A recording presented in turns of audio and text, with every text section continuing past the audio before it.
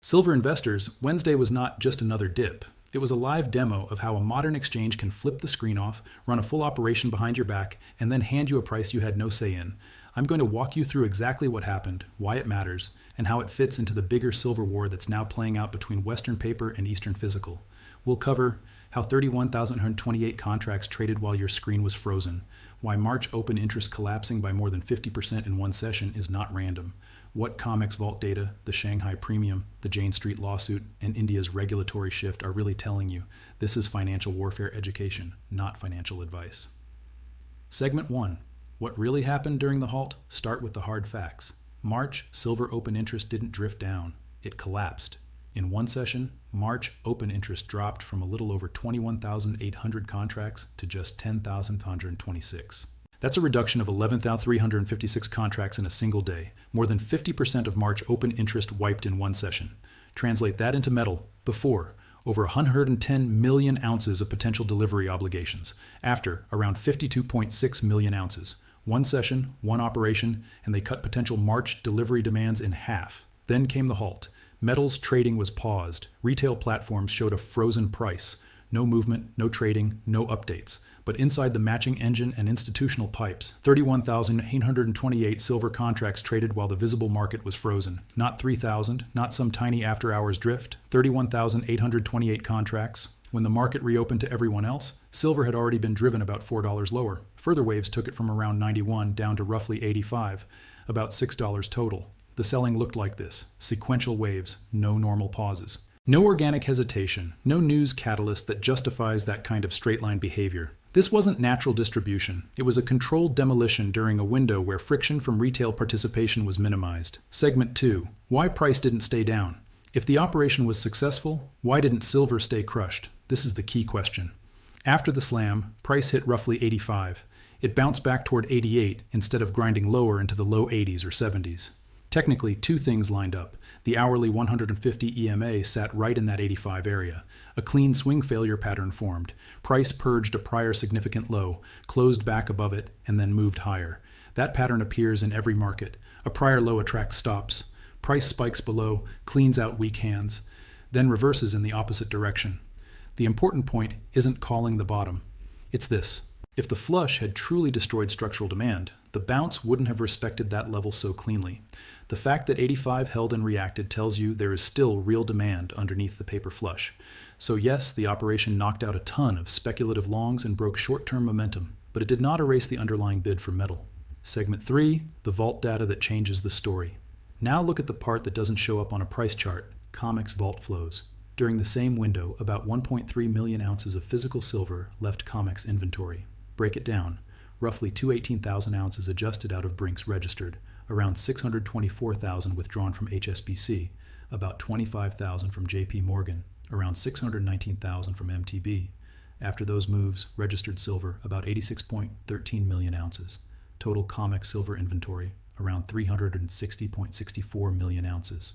Coverage of front-month obligations by registered, about 0.60, 60% of 1 month's open interest.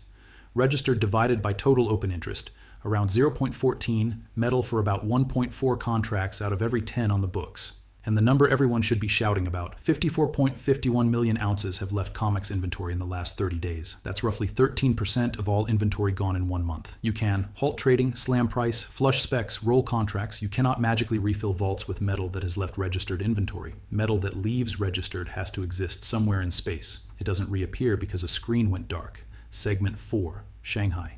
2 price discovery systems. Now compare that with what's happening in Shanghai. Right now, Shanghai spot around $97, Shanghai futures around 100, Western spot about 88. That's a $9 premium in Eastern markets. The critical point. That premium survived the halt, it survived the $6 slam, it survived the wipeout of March open interest. In a normal frictionless market, arbitrage players buy where it's cheap, sell where it's expensive. Metal moves between markets. The spread collapses. A persistent $9 premium tells you arbitrage is not functioning normally. There are real barriers. Capital controls, export rules, logistics, political priorities. Shanghai and New York are now effectively separate price discovery systems. 2 systems, Eastern physical bids, Western paper reference, and the gap is not closing, it's holding. Segment 5, Jane Street, the crypto playbook, now in silver. Now add the institutional mechanics. In Q4, Jane Street became the largest single holder of SLV. They added about 20.6 million SLV shares in one quarter. That's roughly a $1.3 billion silver ETF position. At the same time, Jane Street is facing a detailed federal lawsuit over its role in the Terra Luna collapse. The complaint describes a private chat called Bryce's Secret created by a Jane Street employee, a Terraform engineer, and business development head inside that chat. Material non-public information about Terraform's liquidity, moves flowing into Jane Street. Timeline, May 7th, 2022, 5:44 p.m. EST. Terraform quietly pulls 150 million UST from Curve's 3 pool. Within 10 minutes, a Jane Street wallet pulls 85 million UST, the largest single transaction in that pool's history.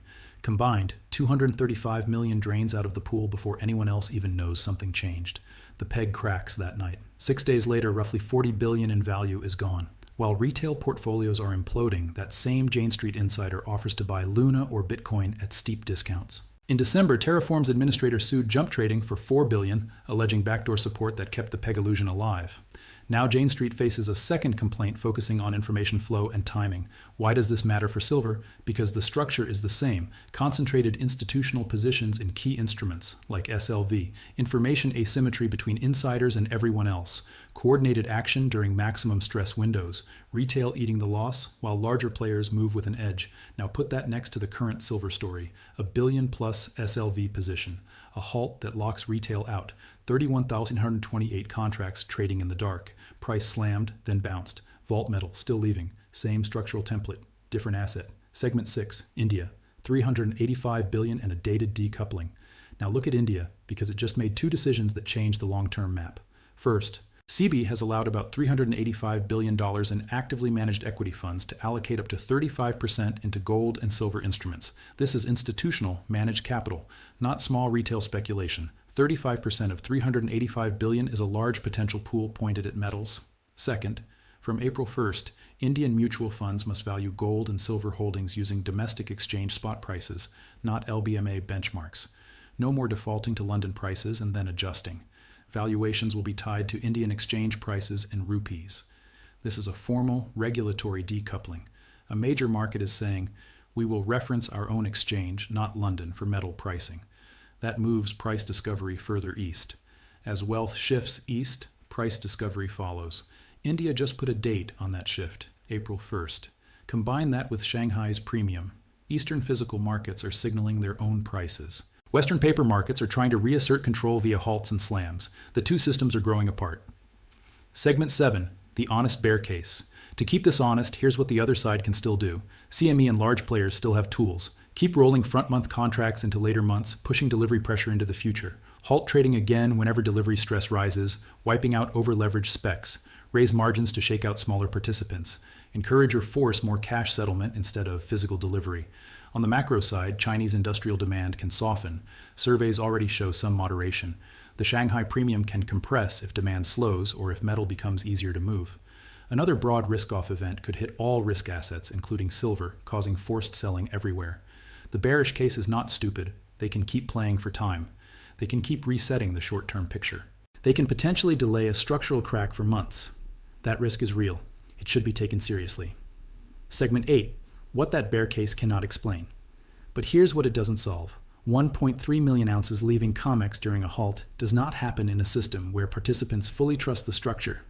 A $9 Shanghai premium does not survive a $6 Western Slam if physical metal is freely available and arbitrage is unconstrained.